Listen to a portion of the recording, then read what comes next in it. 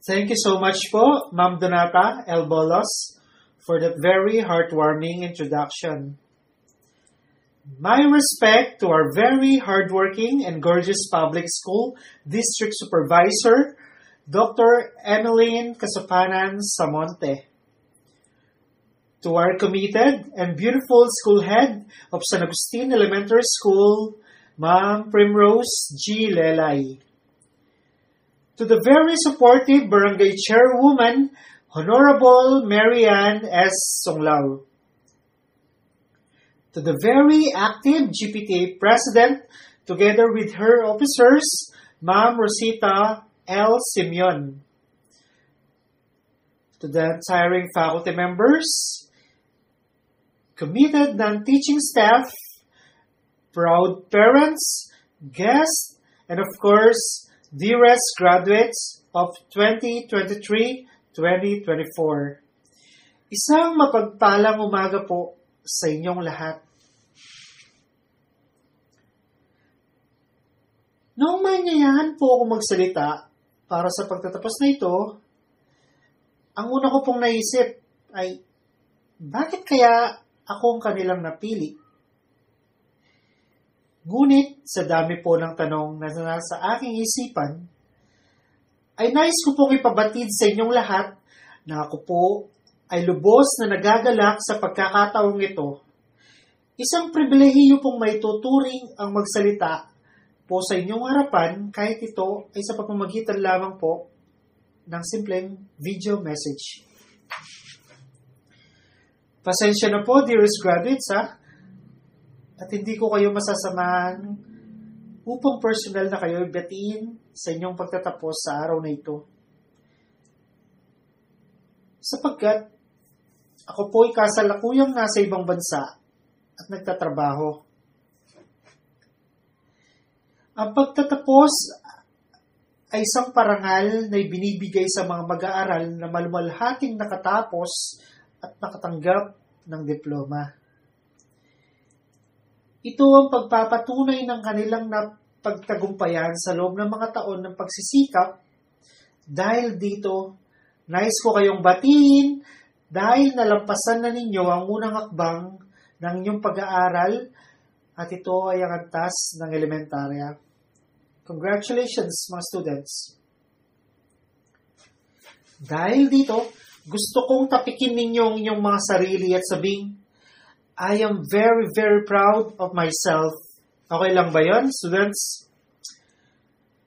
Sabihin nyo sa inyong sarili, I am proud of myself.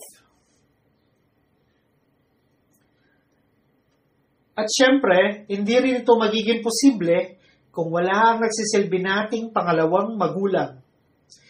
Ngayon mga bata, lawin nyo rin kaya kayong teachers at sabihin nyo karela, Ma'am, dakal pong salamat. Pagkakataon nyo ni students para sabihin kay kong teachers, kung makanan nyo ng pasalamatan kay gana-gana. Sabihin nyo karela, abang lalawin nyo lang, Ma'am, dakal pong salamat. Sa lahat naman po ng mga magulang na naririto na nagtiyaga at nagpagal para sa pag-aaral ng kanilang mga anak, congratulations po. Alam po natin na hindi dito natatapos ang lahat. Mahabang taon pa ang gugugulin sa pag-aaral ng mga batang ito. Salamat po sa walang sawang pagsuporta sa kanila. Tunay pong karapat-dapat kayong pasalamatan at pagmaragul. Nais kong lingunin ninyong yung mga gulang, students. Lawin nyo lang rin kaya kayong pengari. At bakit nyo ang inyong matatamis ng ngiti sa kanila.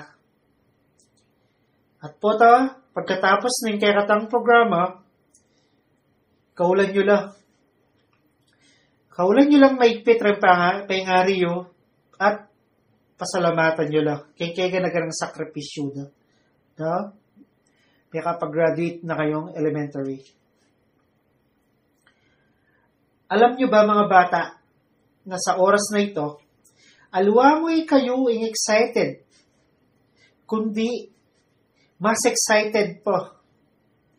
Kaya kayong pengari para king special na aldo ini.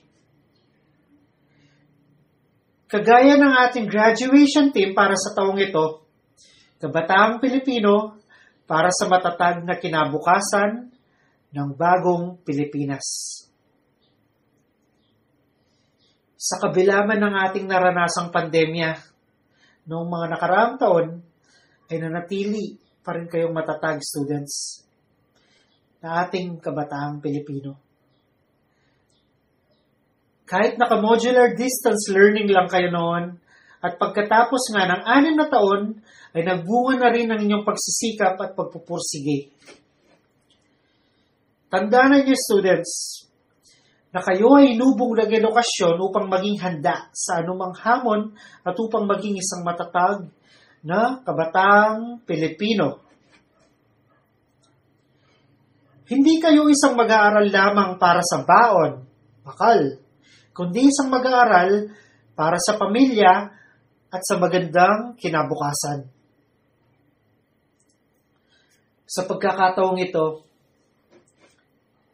hayaan niyo pong ibahagi ko sa inyo ang ilan sa aking mga naging karanasan sa buhay bago ko umarap sa inyo ngayon mga students. Ako po, pangadwa ko karing 5 mikakapatid. Isang dakilang guro po ang aking ama. At isang butihing may bahay naman po ang aking ina. Growing up, naibibigay naman po ng aking papa ang mga basic needs namin, pero 5 kami pong may kakapatid. At alos 1 year mo po yung gap ng age namin. And maybe because during those times, ay hindi pa masyadong uso ang family planning. Maging madali. Kaya kaming pamibiyem.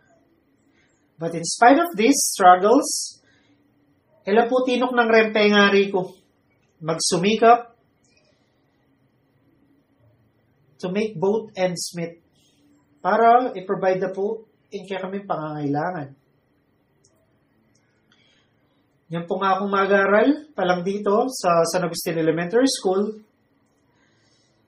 Kaya kami pong may kakapatid na 5. Ako mo po yung bukod tanging emanikwa medalya. At consistent po ita, plus mula grade 1 hanggang grade 6 po.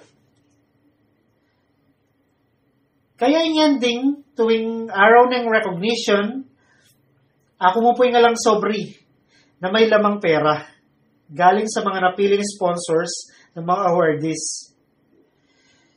Yung biro na nga ng mama ko po.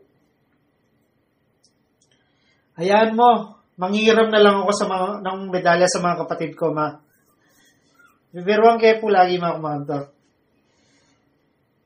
Nakatapos po ako ng koleyo sa Microtech Institute of Technology o MIT sa kursong Computer Programming at take note, scholar po ako ng DSWD noon. At noong natapos ko na pong 2-year course ko sa MIT, sinabi po kang ma ko, Ma, bisa ko pa sang mag-aral dab ka? Dab suya pong yan eh. Engineering course sana ma. Mantong kung mag-scholar ka na ako, ma. Pero, yung pekitat na pong mako, tanda ko pa po. Tong, alatang pampera. Magobra na kapatong. Payarian tanaw para yung kapatid mo na. Kahit ang response pong ito, may paisip ko po, Kembe. Ano nga bang mahalaga sa buhay? Diploma ba kaya? O diskarte? In my case, of course, mas pinairal ko ang diskarte because my parents can even afford to provide me the diploma or the means to send me to college during those times kasi takal kayo po talaga mag-aral. Masakit yung be. Naintindihan ko po. Kasi mag-struggle kayo po financially. But I am not saying, students, that you should prioritize diskarte over diploma. Dahil importante pa rin na ating kong edukasyon. Kaya hanggat ating pampapag-aral kayo students, i-grab nyo yung opportunity yan. Para kay future youth, of course, samahan nyo rin ang diskarte sa buhay. Combined diskarte sa diploma. That's success. And above all, make God as the center of your life in everything you do and you will never be wrong. Always pray, students. The struggles at sumugan problema, pero gawan niyo yung Diyos na sentro ng kaya kayong biye. Kibat po, Megobrak po Jollibee, guwago for 3 years bilang service crew. At King SM Pampanga naman po bilang bagger. Minimum wage earner ko mo po. Magkano yung panangitan ko? Sasakto mo. Ikaw lang bigtagan. Pero, pumegingad lang ito. May sumikap pa rin para diyang makapakanana po, makasouth cooking pa mag-aaral rin kapatid ko. Masakit. Sobrang sakit po. Pero, nagsumikap para sa pamilya at para king pangarap. Sabi ko din po kay sarili ko, Datay Ngaldo, paboryarin ka ako yung tadana. Datang Ngaldo, kakamit ko rin yung malot ko ng pangadi. Until such time na nagkaroon ng pagkakataon na makapagtrabaho sa ibang bansa, bilang isang service crew sa McDonald's, niya pong 2013.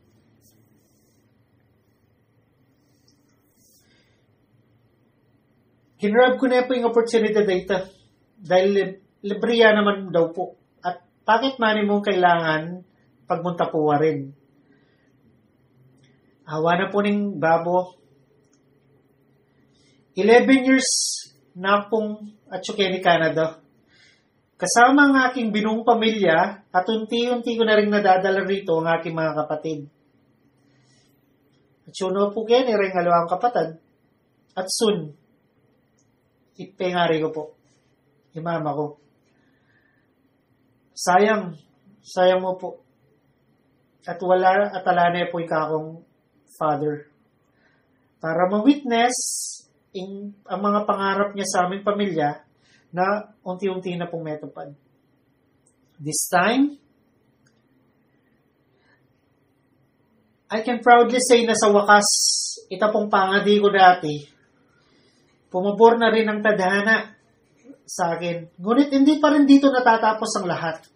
Dahil kailangan pa rin magsumikap at lumaban ng patas sa buhay para sa mga pangarap at sa magandang kinabukasan ng ating mga pamilya students. Ano nga bang aral sa mga naging karanasan ko sa buhay na gusto kong i-share sa inyo mga students? Siguro, porket masakiting biye, kaluluta mo, or nakatag yung pag-aralan ng pengartam dahil struggling financially, king college or yung obra taman yan is minimum wage earner tam or malaki may panagitan, ay tok ng tanah. Tok ng tanang mangarap, king biye, at makontento tana mo nung nano yung atsyutangan or alata ng maging vision or mas maragula pangarap in the future.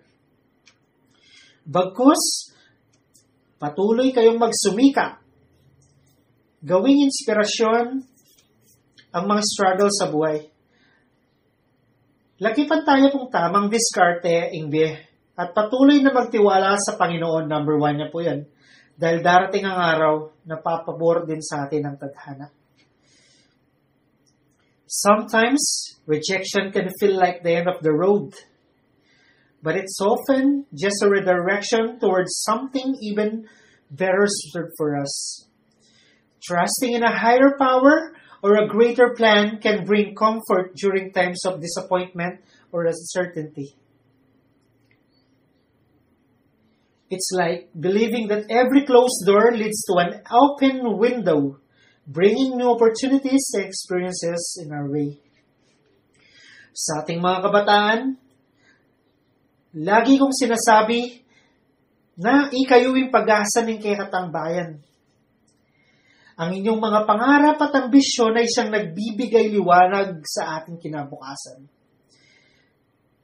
Manatili kayong matatag at huwag mawalan ng pag-asa, sapagkat kayong magtataguyod ng kinabukasan ng ating mahal na bansa. Kagaya nga ng ating graduation team para sa taong ito, Kabataang Pilipino sa matatag na kinabukasan ng bagong Pilipinas. Sa ating lahat, tandaan natin na bawat isa sa atin ay may kakayahan na baguhin ang mundo sa pamamagitan ng mga munting gawa ng kabutihan at pagmamahal sa kapwa. Graduates, dalangin ko na mula ngayon hanggang sa lumipas ang ilang pang taon ay isa o marami rin sa inyo ang tutuntong sa entablado at haharap sa maraming tao para magsilbing inspirasyon din sa iba. Nawa, may napulot kayong kaunting aral sa aking mga naging karanasan. Palaging manalangin, maniwala, magtiwala, makinig at sumunod, at for sure at the end of the day, ay masasabi ninyo sa inyong sarili na, ito ako ngayon. Nagtagumpay na ako at alam kong ang ating Panginoon ang naging dahilan kung ano man ako ngayon. Muli po, ang ating taos-pusong pasasalamat sa mga guro ng San Agustin Elementary School at sa lahat ng mga panauhin ngayong araw pong ito. Sa akin po pagtatapos, muli po isasambitin ko ang katagang ito. Ipinagmamalaki kong lubos na ako'y produkto ng paaralang elementarya ng San Agustin. Dakal pong salamat, King Kakong Elementary School, San Agustin Elementary School, Kakong teachers. Sending my virtual congratulations to the graduates of Batch 2024 and of course to the proud parents. Job well done po. Job well done po. Dakal pong salamat at maggrasyang aldona ng Diyos kay katamungan. Salamat po